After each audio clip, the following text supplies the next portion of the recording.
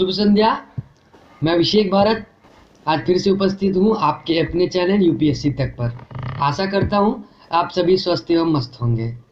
जैसा कि पिछली श्रृंखला में कानून कैसे बनता है की सीरीज समाप्त हो गई थी और आज एक नए विषय का वादा किया गया था, तो आज का विषय है संविधान। तो चलिए बिना समय नष्ट किए अपनी विषय पर चर्चा करते हैं। संविधान, कॉन्स्टिट्यूशन। What is constitution? संविधान मूल सिद्धांतों या स्थापित नज़ीरों का एक समुच्चय है जिसमें कोई राज्य या अन्य संगठन अभिशासित होते हैं। वह किसी संस्था को प्रचालित करने के लिए बनाया हुआ दस्तावेज है। संविधान प्रायः लिखित होता है।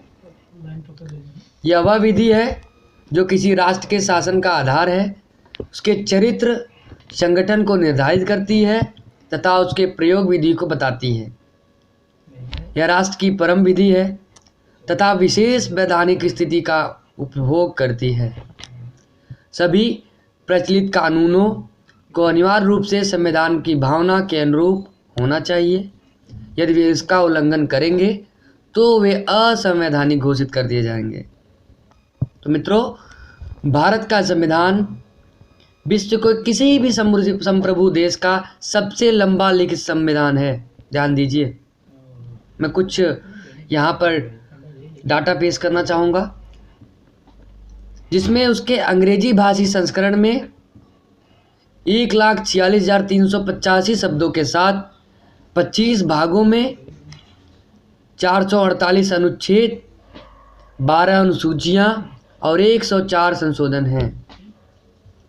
जबकि मोनाको का संविधान सबसे छोटा लिखित संविधान है जिसमें 97 अनुच्छेदों के साथ 10 अध्याय और कुल 3,814 शब्द हैं। ये कुछ डाटा थे। अब जानते हैं संविधान के बारे में। संविधान का परिचय करते हैं। संविधान शब्द का प्रयोग साधारणतः संकुचित एवं विस्तृत दो रूपों में होता है। विस्तृत रूप में इसका प्रयोग किसी राज्य के शासन प्रबंध संबंधी सभी नियमों के लिए होता है। इन नियमों में से कुछ नियम न्यायालयों द्वारा मान्य तथा लागू किए जाते हैं, किंतु कुछ ऐसे भी होते हैं जो पूर्णतः वैधानिक नहीं होते। इन विधि से पर अवैधानिक नियमों को उत्पत्ति रूढ़ि, परंपरागत प्रथाओं, प्रचलित व्यवहार एवं विधि व्याख्या से होती है। अपने अशुद्ध रूप के कारण यह नियम न्यायालयों में मान्यता नहीं पाते, किंतु फिर भी शासन प्रबंध की व्यावहारिकता से इनका प्रभाव शुद्ध नियमों का मिश्रण ही संविधान होता है। आइए कुछ और तथ्यों से इसे स्पष्ट करते हैं।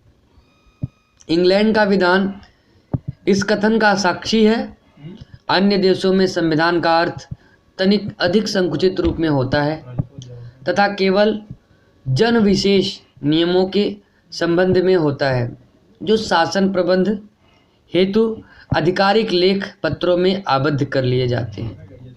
फलतः संविधान एक प्रकार से किसी देश का वह एक या अधिक लेखपत्र होता है जिसमें उस देश के शासन प्रबंध में अनुशासन के मूल नियम संकलित हों। इस अर्थ के साक्षी संयुक्त राष्ट्र अमेरिका तथा भारत के संविधान हैं। संविधान शब्द का आशय कोई भी माना जाए, किंतु मूल वस्तु यह है कि किसी देश के संविधान का पूर्ण अध्ययन केवल कुछ लिखित नियमों के अवलोकन के संभव नहीं। कारण यह तो शासन प्रणाली प्रबंध संबंधी अनुशासन का एक अंश मात्र होते हैं। आइए जानते हैं संपूर्ण संवैधानिक परिचय क्या है। शासन प्रबंधीय सब अंगों के अध्ययन से संभावित हो सकता है। उदाहरण, बहुधा संविधा में केवल शासन के मुख्य अंगों कार्यपालिका, विधायिका, न्यायपालिका का ही उल्लेख है, किंतु इन संस्थाओं की रचना, पदाधिकारियों की नियुक्ति, की रीत इत्यादि की व्याख्या साधारण विधि द्वारा ही निश्चित होती है। इसी प्रकार कई अन्य देशों में निर्वाचन नियम, निर्वाचन क्षेत्र एवं प्रति क्षेत्र के सदस्यों की संख्या, शासकीय विभागों की रचना तथा न्यायपालिका का संगठन, इन सब महत्वपूर्ण कार्यों को संविधान में कहीं व्याख्या नहीं होती। यदि होती है तो बहुत साधारण रूप में, मुख्यतः इनका वर्णन तथा नियंत्रण साधारण विधि द्वारा ही होता है। इसके अतिरिक्त संपूर्ण विधि रचना विधानमंडल के क्षेत्र में ही सीमित नहीं होती। न्यायपालिका द्वारा मूल विधि की व्याख्या द्वारा जो नियम प्रस्फुटित होते हैं उनमें संविधान में नित्य संशोधनात्मक नवीनता आती है।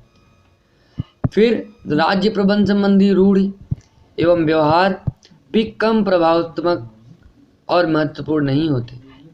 अतएव इन सब अंशों का अध्ययन ही सर्वांग वैधानिक परिचय पूर्ण कर सकता है, किंतु संवैधानिक शास्त्र शब्द की परिधि में केवल शुद्ध वैधानिक नियम ही आते हैं, अन्य सब संवैधानिक व्यवहार माने जाते हैं।